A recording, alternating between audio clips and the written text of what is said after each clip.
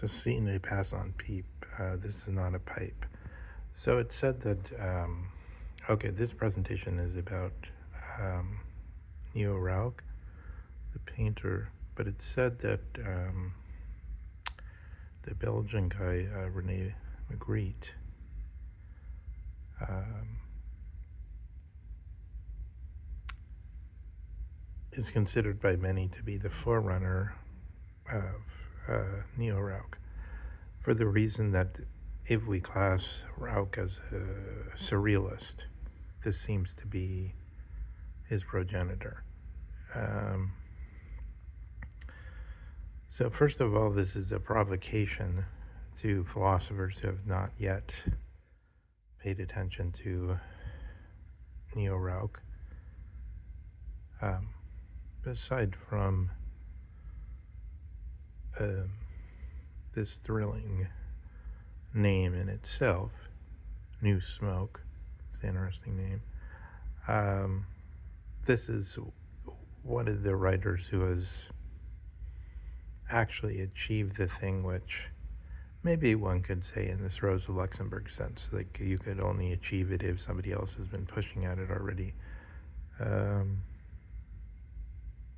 It's sort of like Brian De Palma has done this thing. That what I want to thematize here is the idea that museumification is always happening, so that you have something like Hitchcock and Hitchcock's Vertigo, but it becomes more and more Pacific Film Archive Fair. It becomes more and more, it's shown in museums. Something that, yeah, some young people are always into classical things. And then they think about them of their own spontaneous, their pleasure. It's their pleasure to think about these things. But most people, the more things recede into the classical tradition, a study of Plutarch's Lives, for instance. Not everybody really wants to read Tacitus or Plutarch's Lives. Some people, some proportion of each generation, so to speak, probably will. I say so to speak because I don't want to pretend that I'm assuming there'll always be something that deserves to be classed in the same way as a generation, but that's a very complex notion, generation. But we throw it off because of the vagueness of everyday language, as Heidegger points out, which has us by the scruff of the neck, as the English social scientist Michael Frieden says. Let's think of Neil Rauch then in this horizon of, so what I was trying to thematize is of somebody who has brought painting into life rather than in the museum. So there's a good Yukio Mishima essay. I think already talking in the title is Culture, has to do with culture, where he thematizes museumification of Japan. I think the most pure and the simplest example is the Sufi brotherhoods.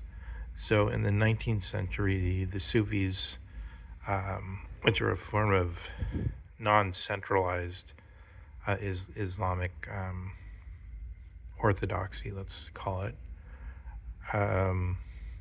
they had these temples, brotherhoods, meeting places, but there was no formal guy that you could go to, and like the Pope, and make a deal with him, like Napoleon did, to shut down the Catholic power in France, and bring in the liberal power, the Napoleonic Code. But what they did is instead, Ataturk, for example, they ordered Sufi places to become museums. So you could go there, there's still their temples, brotherhood meeting places, but you weren't allowed to commune together as co-religionists and pray. So you could look, but you couldn't pray. So it became a museum. So in the same way, museumification, and so that means their tradition couldn't simply stay alive. Instead, what happened is they became the Mujahideen, and they carried out a revolution. And I think that's the origin of the current Iranian order, which is often put down as something like fascist, but it's the opposite of fascist. It's a religious attempt to say, no, we're not going to become these neo-fascist or neo-Mamluk states like Egypt, like Sisi's Egypt, which is a military dictatorship or fascism. But Americans don't care if there's fascism in Islamic states, not really. In Iran, yes, but that's actually no, because Iran's not actually a fascist. It's exactly the opposite of fascist. So Americans don't care if there's fascism in Iran, in Islamic states. What they care is if there's a religious state that actually has which actually is religious. So that's what happened, and it's a living religion. It's not the museumification as in America, for instance. So you'll go to in Israel too. So think of it in Israel's more clear case, because you have the Orthodox, and you have the Haredi, and you have the Hasidim, and you have a clear-cut caste separation. These are people that don't pay taxes, and these are people that maintain the specific point that they say the jurists should be students of Torah. They shouldn't be students of the Napoleonic Code or the secular law. So that's a clear-cut difference between the Orthodox and everyone else. So then you could see in Islam is just like if the Orthodox or the Haredi were the jurists and produced fatwas that told you everything authoritatively out of the text. In the case of Judaism, out of the 613 or whatever it is, main Mosaic laws, made true interpretations out of them, which is to say it's very complicated, just like with the American Constitution almost constitutes a religious state by the very fact of both parties saying, yes, we have to draw things out of the Constitution, but how? So far you can mutate and alter and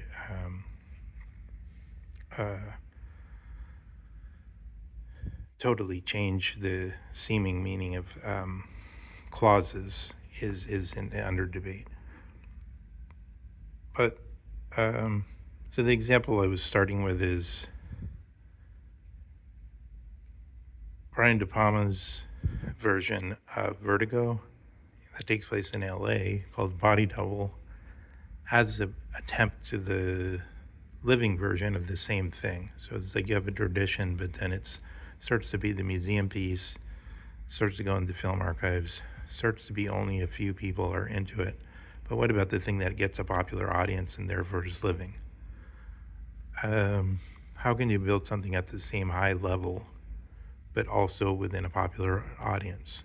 Remember the early Greek theater, Aristophanes and so on, had a popular audience. Now they have a small audience of the museum of the Western Deposit. So then my claim is here, Magritte is kind of like, is the museum piece. Nobody cares about that form of surrealism. It's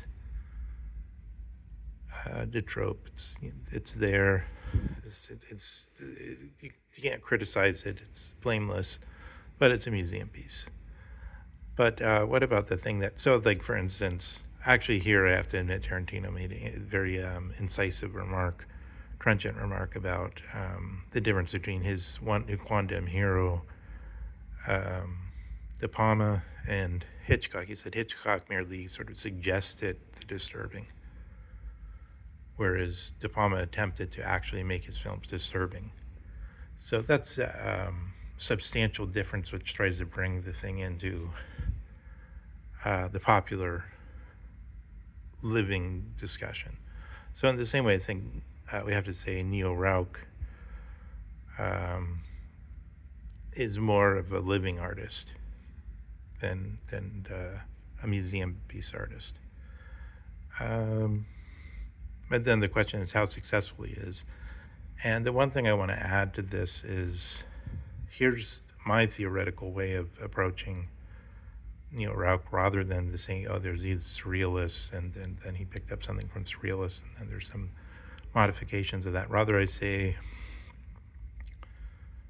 uh, Adolf Loos said there can be no more ornamentation.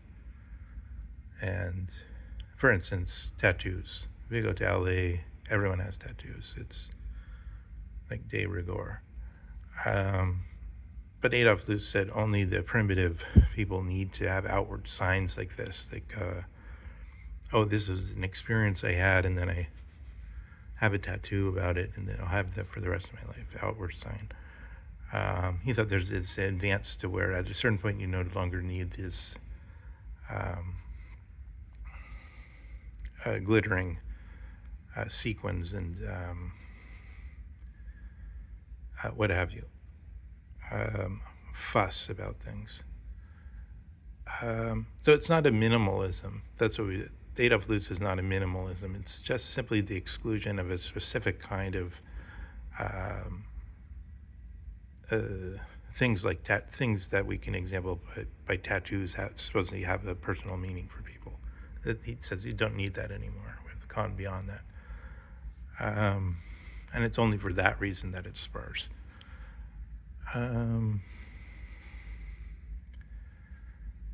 What I want to say is, so if we had that principle and people were thinking in that principle, I think even in brutalism, you can see that it's not decorative. Nothing is expressed. It's very monumental. It's very much like Japanese because the other cultures didn't have architects. They had builders. The builders build a house, same in China, same in Japan, and they do it after a style that they don't think about. It's just that's the way it's done. West has architects. Now everyone has architects. Well, it's like the European thing. Modernity and Europeanization are the same thing. So it's like the European thing has gone everywhere, and everyone has architects now, which means everyone thinks it's always good to innovate.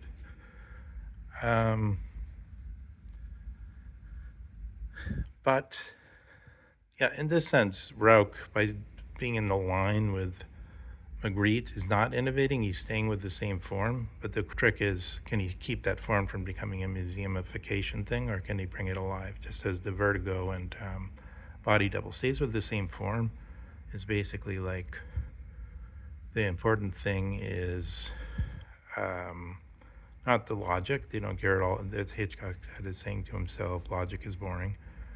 But the suspense, everything's about suspense and about being either suggesting just being disturbing or actually disturbing. It's a specific form, then with all kinds of little technical tropes within it. So that's the way that's the provocation I want to make about the possibilities of theory. So I think Mr. Dugan or Mr. Zizek could approach this with Hegel or with Lacan or in other ways.